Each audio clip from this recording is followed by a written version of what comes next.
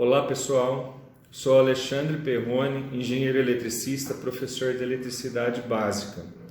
Já atuei em várias escolas profissionalizantes e agora estou aqui para contribuir e agregar valor a todas as pessoas que desejam conhecer como funciona esse sistema elétrico que a gente atua todos os dias. Elaborei várias aulas simplificadas que passarão o meu conhecimento e prática no sistema elétrico, auxiliando a todos os que necessitam executar um serviço elétrico de emergência. Uma troca de tomada, uma troca de resistência, uma troca de chuveiro. Então, vamos à aula? Bom, a primeira aula, o que a gente vai falar? Sobre como que chega a eletricidade, como que ela é gerada, como que chega a eletricidade na sua casa. E assim, aí eu preparei alguns slides, né? Aqui são vários tipos de energia que a gente tem condições de estar fazendo. Então a primeira é uma usina hidrelétrica. Então como que funciona a usina hidrelétrica? Ela tem um reservatório de água que fica armazenando energia potencial. Então essa energia está armazenada na água, então ela vai passar por um duto, ela passa pelo duto com uma certa potência e uma mesma frequência. Então ela vai girar uma turbina, ela gira a turbina e essa turbina girando, ela faz o sentido de giro do gerador. Então essa bobina ela vai girar e vai girar o gerador. Então o gerador ele é composto de polos magnéticos. Então são 3 polos magnéticos que vão fazer o sentido de giro.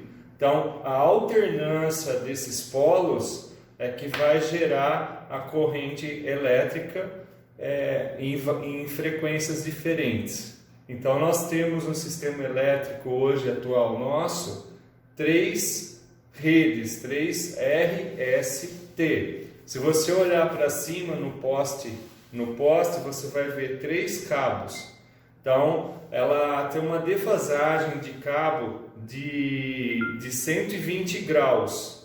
Então ela geram 3 ondas elétricas e essas 3 ondas vão gerar o sistema elétrico, vai passar eletricidade.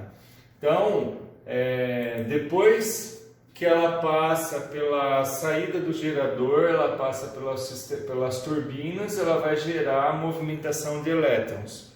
Então, essa movimentação de elétrons, ela tem uma certa potência, que não é alta. Então, ela passa por uns transformadores na subestação elevadora, e vai elevar essa tensão. Por quê? A tensão elevada diminui a corrente. Então, com uma tensão elevada, ela consegue diminuir a bitola do cabo. A bitola do cabo, então, ao invés do cabo ser um cabo extremamente grande, para transmitir a eletricidade que está sendo gerada, uma tensão maior ela diminui a corrente do cabo. Então, ela vem pelas torres de transmissão.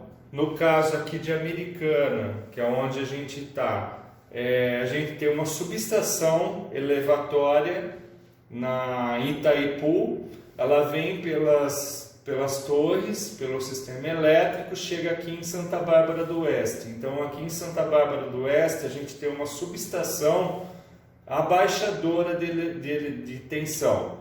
Então ela abaixa a tensão de 440 mil volts, ela abaixa para 138 mil volts. Então ela tem uma redução da tensão.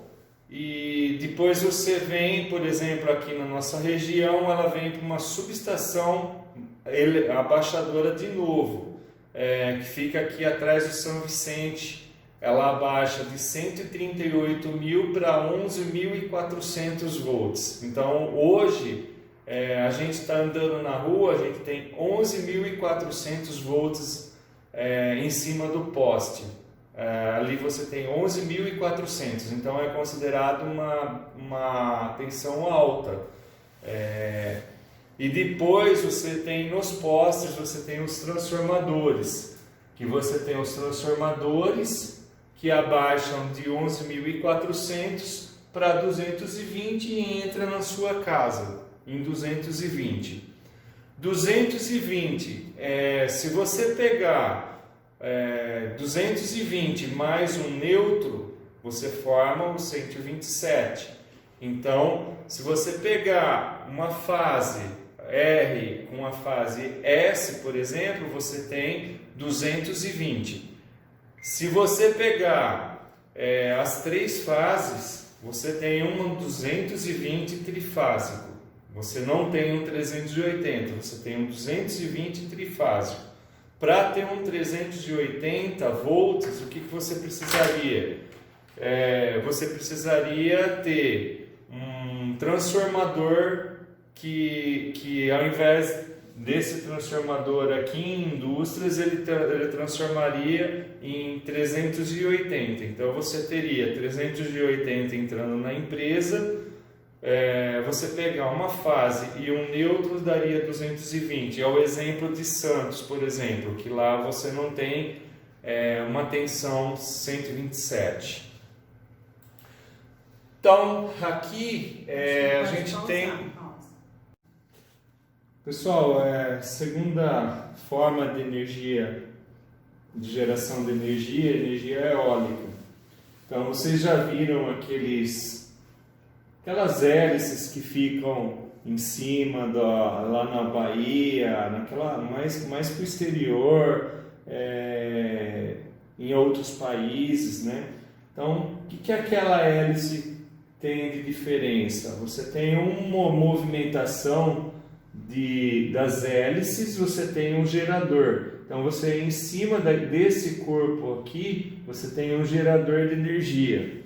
Então a hélice faz o movimento giratório, que no caso é comparado à turbina da hidrelétrica. Então a turbina faz o sentido giratório, então ela movimenta o gerador que vai gerar eletricidade. Então, basicamente, seria isso, de forma simples e clara, seria isso daí. Todo o movimento giratório de alguma coisa vai gerar eletricidade. Por exemplo, energia térmica.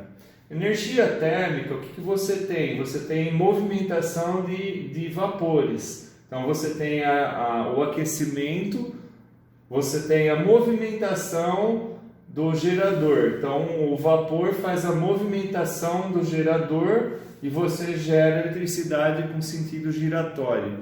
Da mesma forma, você tem o sistema de energia por ondas do mar. Você tem um sistema de bombeamento, você tem a movimentação das ondas que faz um bombeamento dessa água, e ela faz um sentido giratório na subestação e você tem a geração de energia.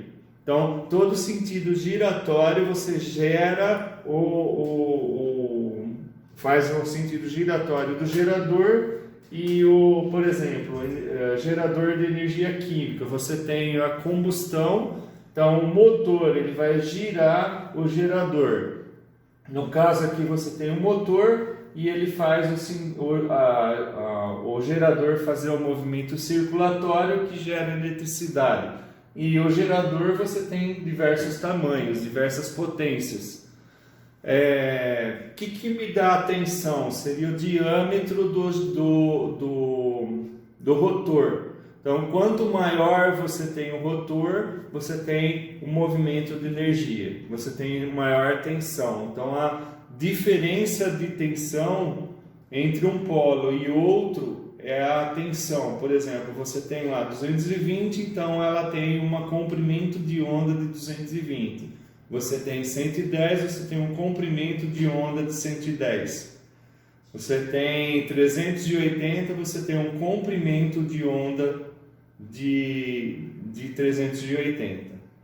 Então, vamos para a próxima aula. Pessoal, gostou do vídeo? Curte lá, dá um like e vamos para a próxima aula. Espero você. Comenta, se tiver alguma dúvida, eu estou pronto aí para responder nos seus comentários.